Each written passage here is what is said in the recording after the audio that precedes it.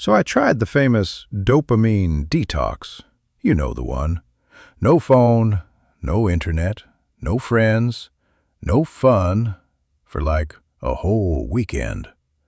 Just me, my thoughts, and probably the sudden urge to reorganize my sock drawer. And it was a complete disaster. I lasted maybe 6 hours, and I felt like a failure. Again. Because that extreme, all-or-nothing advice, it's not made for us. It's not made for a student's life where your textbook is on the same device as your group chats and your Netflix. So I went back to the lab, and I figured out what actually works. Not a detox, a dopamine diet. Let's be real. The problem isn't dopamine, that's just your brain's motivation chemical. The problem is that our brains are now wired to chase the cheapest, fastest hits of it. The scroll, the notification, the auto-playing video. And when your brain gets used to that, reading a textbook feels like running in quicksand. Starting that essay feels physically painful. So the goal isn't to feel nothing. It's to make the hard work feel slightly more rewarding than the distraction. And you do that in 3 steps. No monasteries required.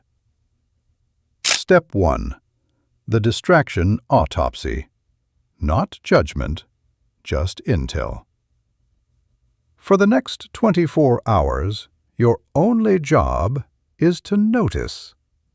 Don't try to change anything. Just grab your phone, and I want you to literally say out loud what you're about to do before you do it. Opening Instagram to avoid starting my chemistry problem set. Sounds silly, right? But it creates this tiny gap between the impulse and the action. And in that gap, you hear the why. This isn't about shaming yourself. You're gathering data. And once you have that intel, that's when you pull the sneakiest move, which brings us to step 2. Step 2. Make the distraction inconvenient. You will not have the willpower to just not open the app, so stop relying on it. Your new best friend is friction. Example 1. Log out of your social media apps every single time you use them. That one extra step is often enough. Example 2. For your laptop, get a website blocker. But here's the key. Set the block for during your focus time, but let yourself have unrestricted access during your breaks. Example 3. The physical phone dump. When you need to focus, put your phone in a different room. Make it so that checking it requires a physical journey. Your lazy brain will often choose the easier task right in front of it, which now is your work. But here's where I failed the first time. I only did these 2 steps, and I just ended up staring at the wall, more aware than ever of how bored and unmotivated I felt. Which is why the most important step is step 3. Step 3. The deliberate reward. First, the micro-completion high. Break your work down into tasks so small they feel laughable.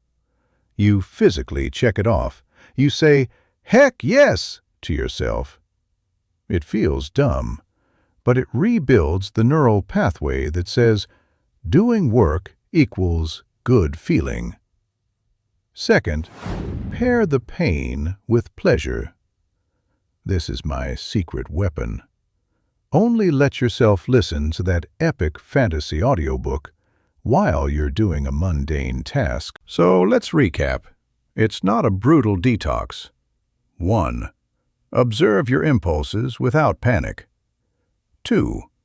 Add friction to your biggest distractions. 3. Engineer tiny, deliberate rewards for the work itself. This isn't about living like a monk. It's about becoming the designer of your own attention. So tonight, don't try to lock your phone away for a week. Just do the autopsy. Notice one trigger. That's it. You're not broken.